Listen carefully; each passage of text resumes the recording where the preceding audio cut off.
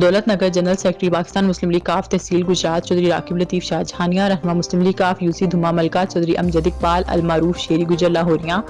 رہنما مسلم لیگ کاف دھما ملکہ M D سبحانی sweets ملک عظیم ایوان سید سفدر حسین شاہ ڈوکا، قمر زمان گوندل سی ای او سریام نیوز پاکستان، سید جاوید الطاف شاہ دولت Nagar, doctor Irfan Mughal bureau chief روزنامہ پاکستان گجرات، سینئر صحافی روزنامہ ڈاک شاہد اسکر گجرات اور دیگر کی وفد کے ہمراہ نیشنل پریس کلب دولت نگر آمد سال 2022 کی نو منتخب کابینہ کو مٹھائیاں پیش کر کے اور مالا پہنا کر مبارکباد پیش کی اور نیک تمناؤں کا اظہار کیا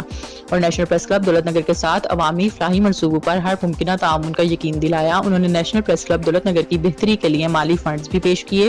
چودھری راکب لطیف شاہ جہانیہ نے 25,000 روپے، چودھری شیری گجر لاہوریہ نے 25,000 روپے دیے اور مزید ہر ممکن تعاون کا یقین دلایا۔ ان کا کہنا تھا کہ صدر Basharat Afzal Butt, general secretary Chaudhry Naeem Akhtar, chairman Malik Ehsan Subhani, vice Raja Nusrat Riaz, senior نائب صدر میجر فاروق ممتاز، نائب صدر شمشاد علی ملک، نائب صدر راجہ شرافت علی جنجوعہ، چیئرمین مجلس عاملہ عامر شہزاد زرگر، سیکرٹری فنانس ملک شہباز احمد، سیکرٹری انفارمیشن ذیشان اشرف، جوائنٹ سیکرٹری محمد الیاس و دیگر نومنتخب عہدوں پر تقرری نیشنل پریس کلب کا بہترین انتخاب ہے۔ امید ہے کہ مثبت صحافت کے فروغ اور علاقائی مسائل کے حل کے لیے فعال کردار ادا کریں گے اور کلب کے اعتماد پر پورا اتریں گے۔ انہوں نے تمام عہدیداران کو فرداً مالا پہنا کر مبارکباد بھی پیش کی۔ نیشنل پریس کلب دولت نگر صدر Basharat Afzal Butt, general secretary Chaudhry Naeem Akhtar, senior نائب صدر فاروق ممتاز،